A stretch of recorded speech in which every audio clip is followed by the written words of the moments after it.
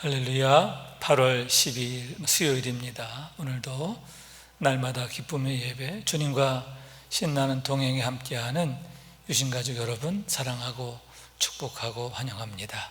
함께 사도신경으로 신앙 고백하면서 오늘의 예배 시작합니다.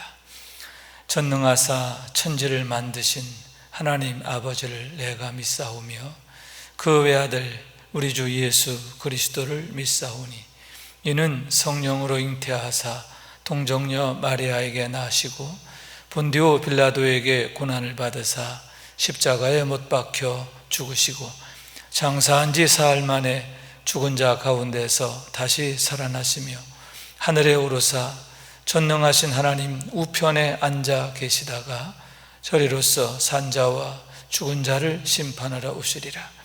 성령을 믿사오며 거룩한 공회와 성도가 서로 교통하는 것과 죄를 사하여 주시는 것과 몸이 다시 사는 것과 영원히 사는 것을 믿사옵나이다. 아멘.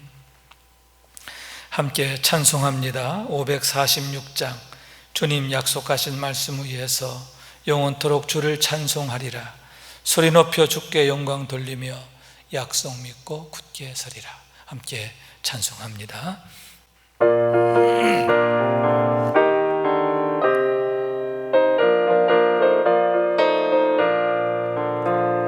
주님 약속하신 말씀 위에서 영원토록 주를 찬송하리라. 소리 높여 주께 영광 돌리며 약속 믿고 굳게 서리라.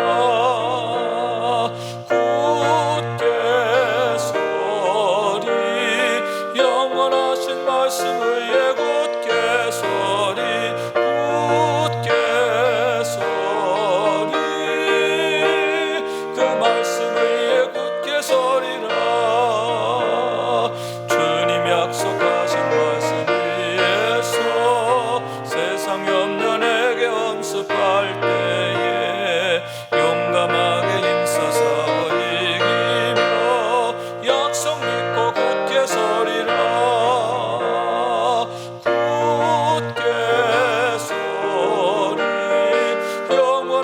말씀 위에 굳게 서리 굳게 서리 그 말씀 위에 굳게 서리라. 주님 약속하신 말씀 위에서 영원하신 주의 사랑 힘입고 성령으로 힘써서 이기며 약속 믿고 굳게 서리라.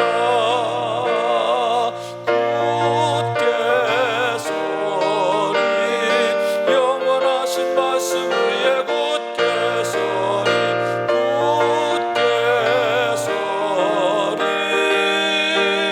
그 말씀 위에 굳게 서리라. 주님 약속하신 말씀 위에서 성령 인도하는 대로 행하며 주님 품에 항상 안식 얻으며 약속 믿고 굳게 서리라.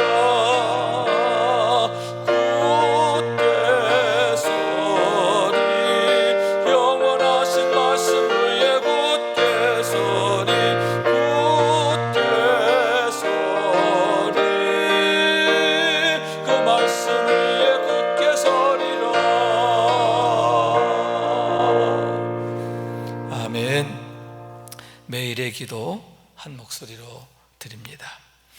참 평강의 주님, 오늘도 새로운 하루를 주시고 복되게 하시니 감사합니다. 하늘에 속한 자 하나님의 자녀로서의 삶을 권세로 살게 하시며 오직 하나님의 말씀을 즐거워하며 따라 살게 하심을 감사드립니다. 다윗처럼 오직 우리 주님만을 내 앞에 모시고 오직 주님만이 우리의 전부이심을 고백하는 삶이 되게 하시고 그러므로 인해 주님께서 늘 우리의 전부가 되어주심을 경험하고 누리는 삶이 되게 하옵소서. 우리의 가정과 교회를 위해 기도합니다. 일터를 위해 간구합니다. 나라와 민족들을 위해 주님의 은혜를 구합니다. 구원과 치료와 회복의 은혜를 내려주셔서 어그러진 모든 것들이 바로 세워지게 하시고 평화를 이루게 하옵소서. 이제 일상이 된 경건의 일과를 통해서 성령의 충만, 성도의 영화를 이루게 하옵소서. 주님 사랑합니다. 언제나 자기 눈동자같이 우리들을 사랑하시는 주 예수 그리스도의 이름으로 기도드립니다. 아멘. 오늘 주시는 하나님의 말씀은 로마서 9장 1절부터 13절까지의 말씀입니다. 제가 받들어 읽고 한 목소리로 읽겠습니다. 내가 그리스도 안에서 참말을 하고 거짓말을 아니하노라. 나에게 큰 근심이 있는 것과 마음에 그치지 않는 고통이 있는 것을 내 양심이 성령 안에서 나와 더불어 증언하노니, 나의 형제 곧 고륙의 친척을 위하여 내 자신이 저주를 받아 그리스도에게서 끊어질지라도 원하는 바로다. 그들은 이스라엘 사람이라 그들에게는 양자됨과 영광과 언약들과 율법을 세우신 것과 예배와 약속들이 있고, 조상들도 그들의 것이요 육신으로 하면 그리스도가 그들에게 나섰으니 그는 만물 위에 계셔서 세세의 찬양을 받으실 하나님이시니라. 아멘. 그러나 하나님의 말씀이 폐허해진 것 같지 않도다. 이스라엘에게서 난 그들이 다 이스라엘이 아니요 또한 아브라함의 씨가 다 그의 자녀가 아니라 오직 이삭으로부터 난 자라야 내 씨라 불리리라 하셨으니, 곧 육신의 자녀가 하나님의 자녀가 아니요 오직 약속의 자녀가 씨로 여기심을 받느니라. 약속의 말씀은 이것이니 명년 이때에 내가 이르리니 사라에게 아들이 있으리라 하심이라. 그뿐 아니라 또한 리브가가 우리 조상 이삭 한 사람으로 말미암아 임신하였는데 그 자식들이 아직 나지도 아니하고 무슨 선이나 악을 행하지 아니한 때에 택하심을 따라 되는 하나님의 뜻이 행위로 말미암지 않고 오직 부르신 이로 말미암아 서게 하려 하사 리브가에게 이르시되 큰 자가 어린 자를 섬기리라 하셨나니, 기록된 바 내가 야곱은 사랑하고 에서는 미워하였다 하심과 같으니라. 이는 하나님의 말씀입니다. 아멘. 할렐루야. 오늘도 주님의 은혜와 사랑과 축복이 여러분 가운데 함께 하시기를 원합니다.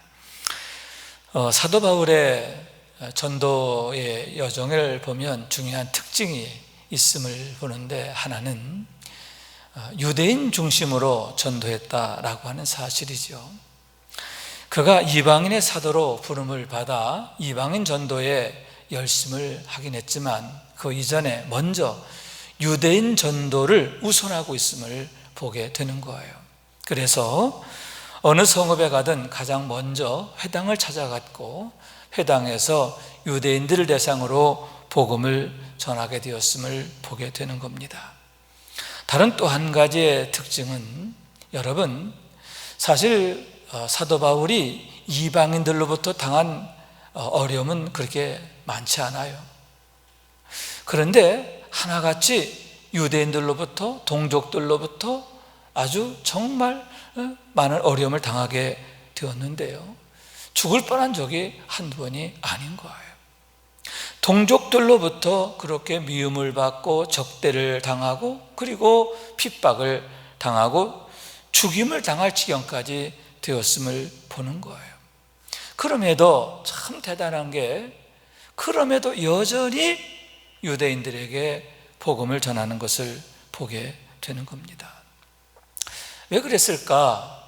참 우리의 일반적 생각으로는 이해가 되지 않는, 동족들에게 그토록 미움을 받고 배척당하고 그랬으면 화가 나서라도 정말 마음에 그 분노 이런 걸 때문이라도 동족들에게 전도하지 않고 오히려 더욱 이방인에게 더 열심히 전도할 것 같은데, 여전히 동족들에게 복음 전하는데 늘 우선적이었음을 보게 되는 거죠.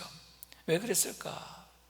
거기엔 세 가지의 중요한 이유가 있음을 보는데, 첫째는 하나님의 구속사에 대한 신학적 해석이죠. 여러분, 하나님께서 아브라함을 택하여 부르십니다. 그리고 그에게 복을 주시마 약속하시잖아요. 내가 너에게 복을 주어 내 이름을 창대하게 하리라, 이렇게 말씀하세요.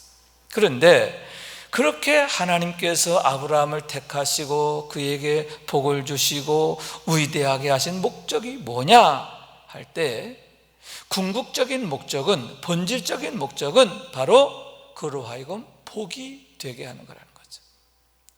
그럼으로써 그를 통해서 천하의 모든 민족이 복을 받게 되는 것, 아브라함을 통해서 천하의 모든 민족들에게 복 주시기를 원하시는 것, 그것이 바로 하나님의 뜻이었고 목적이었음을 보게 되는 거죠.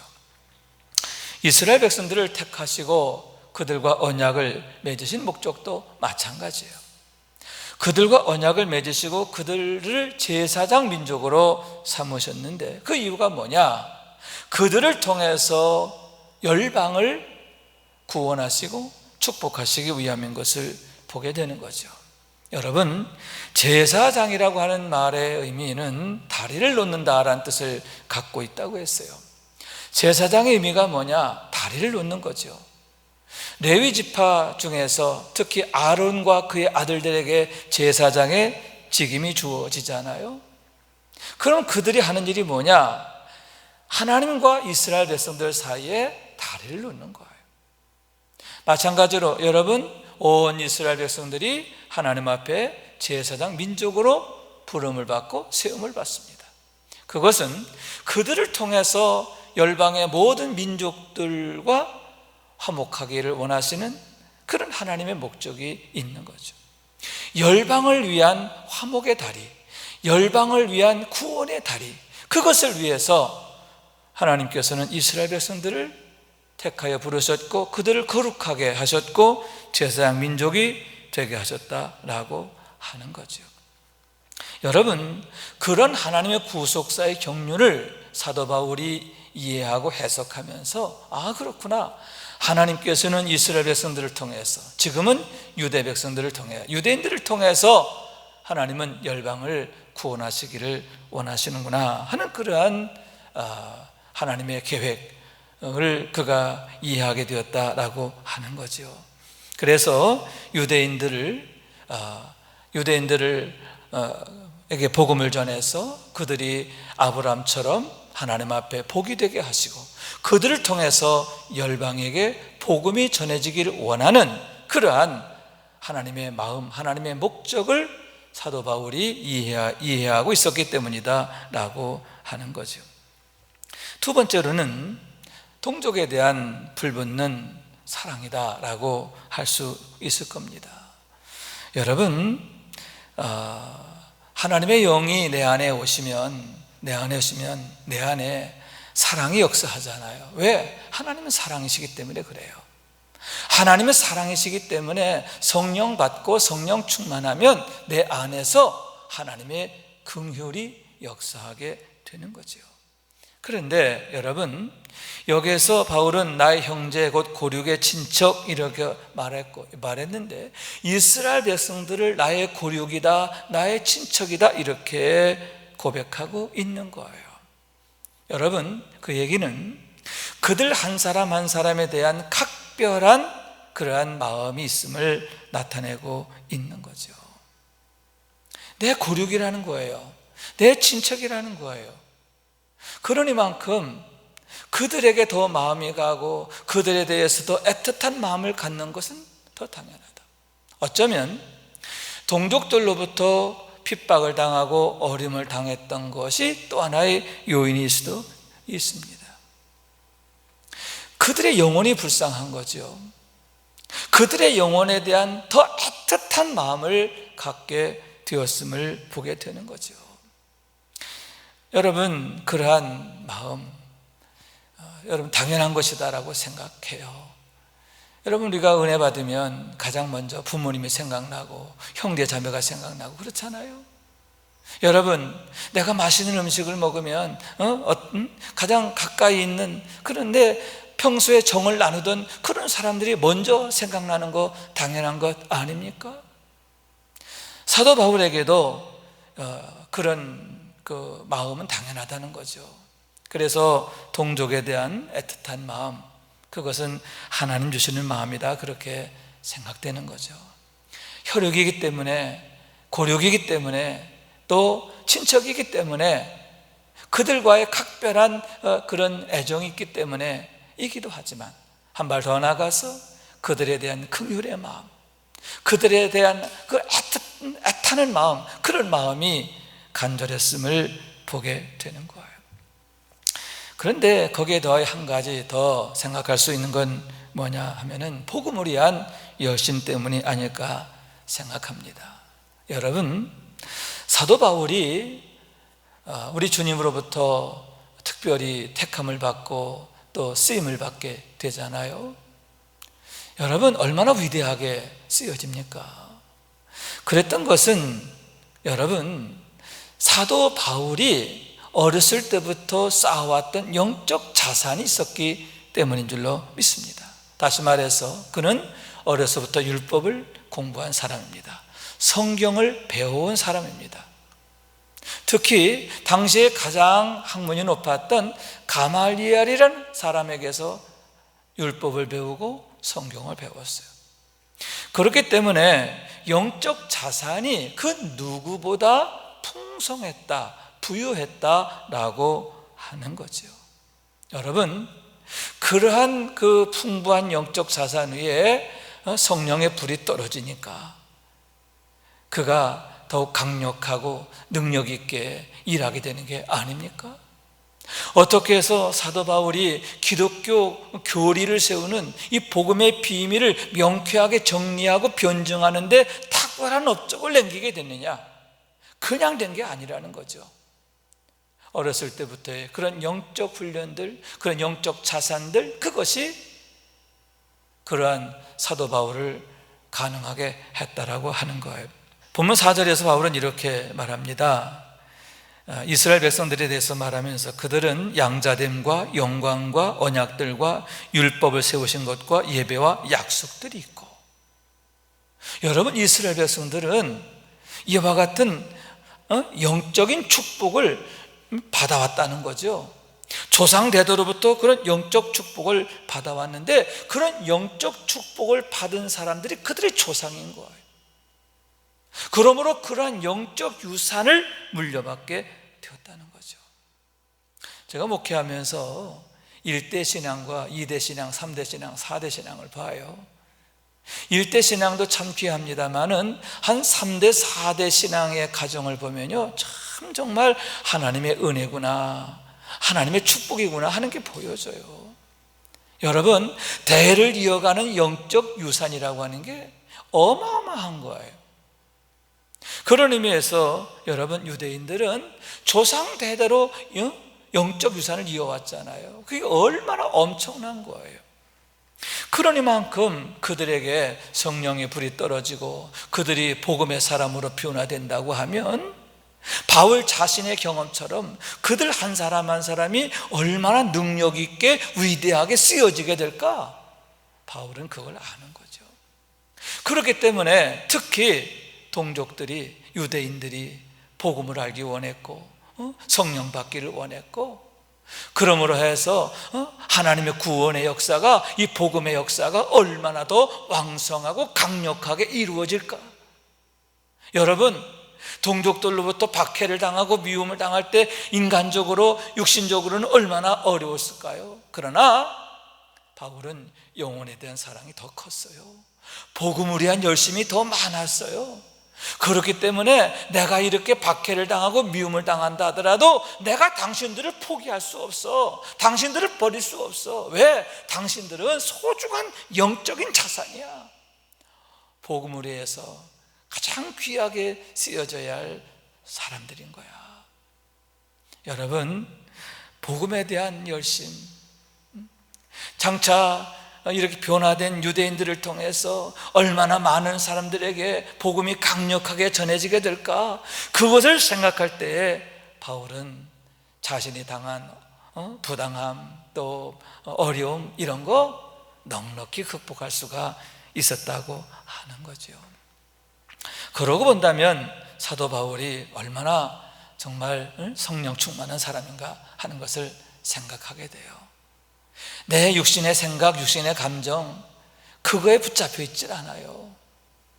여러분, 성령께서 주시는 마음으로 동족에 대한 애틋한 긍휼의 마음, 한 발 더 나가서 뭇 영혼에 대한 한 영혼이라도 더 구원하고자 하는 복음에 대한 열심, 그것이 사도 바울의 가슴에 늘 불붙고 있음을 보게 되는데, 그것을 가능하게 했던 게 뭐냐? 바로 성령의 역사였다는 거죠.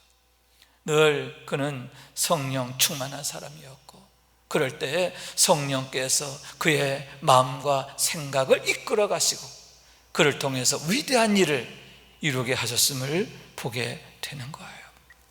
여러분, 항상 우리가 매일매일 경건의 제단을 쌓아야 할 이유가 거기 있는 거잖아요. 왜 정신 매일 예배가 중요합니까? 왜 날마다 기쁨의 예배를 드려야 합니까? 그래야 주님과 신나는 동행이 가능하기 때문이지요. 경건의 일과가 세워지게 되고 성령 충만하게 되고, 그럴 때 그들의 삶을, 우리의 삶에 성도의 영화가 나타나는 거예요. 다시 말해서 라성령께서 내 마음과 생각을 이끌어 가시고 지켜주시고 도우시는 것을 실시간으로 경험하게 된다라고 하는 거예요. 얼마나 멋져요. 그게 바로 하나님 나라의 삶이 아닙니까? 누누이 말씀드리지만 하나님 나라의 의미는 지역적인 게 아니에요. 통치적이잖아요.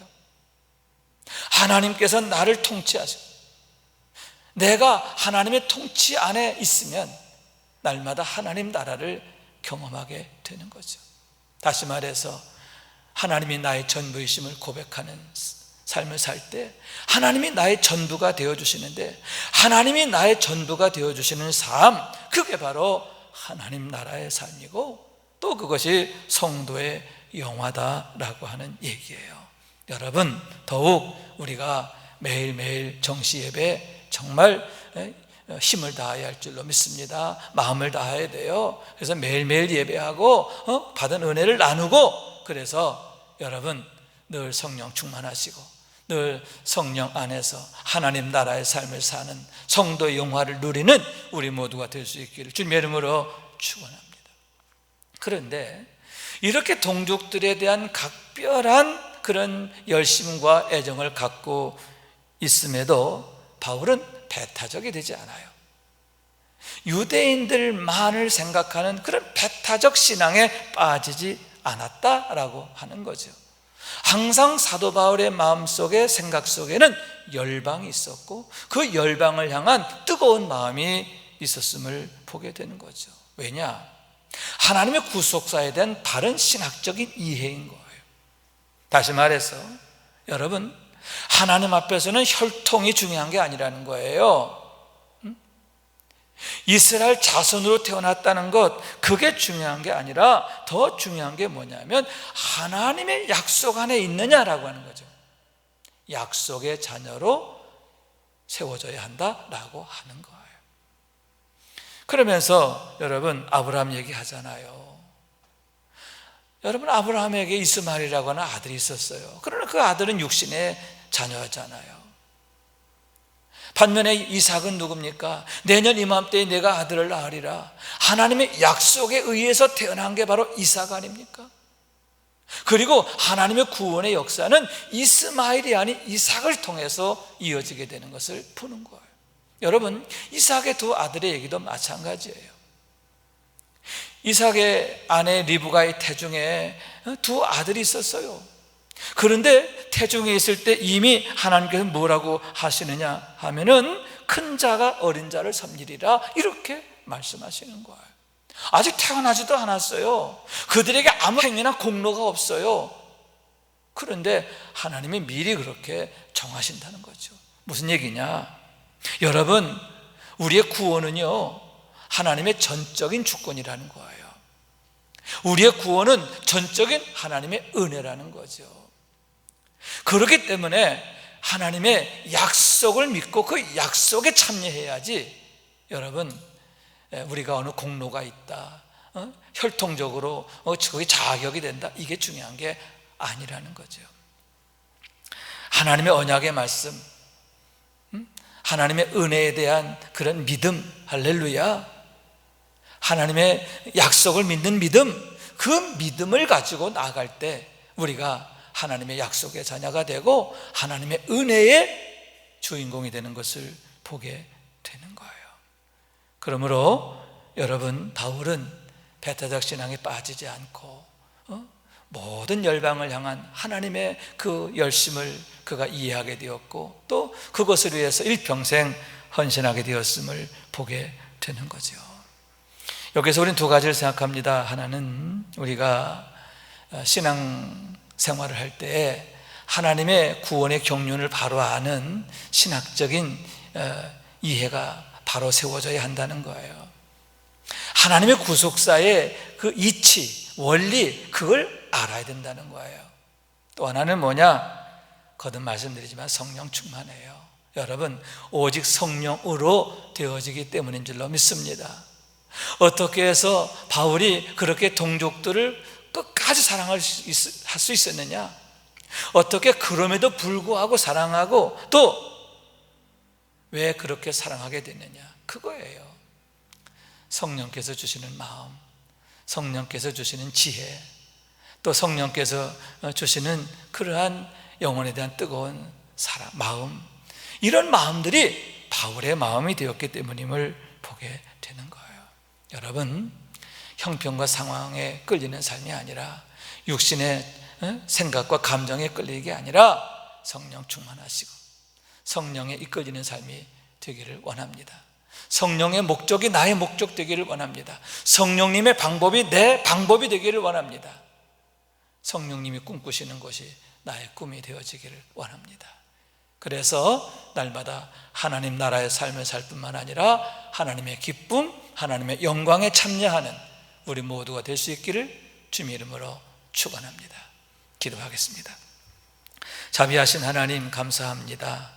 저희를 사랑하셔서 오늘도 이렇게 함께 예배하며 이 하루를 복되게 하시니 감사합니다.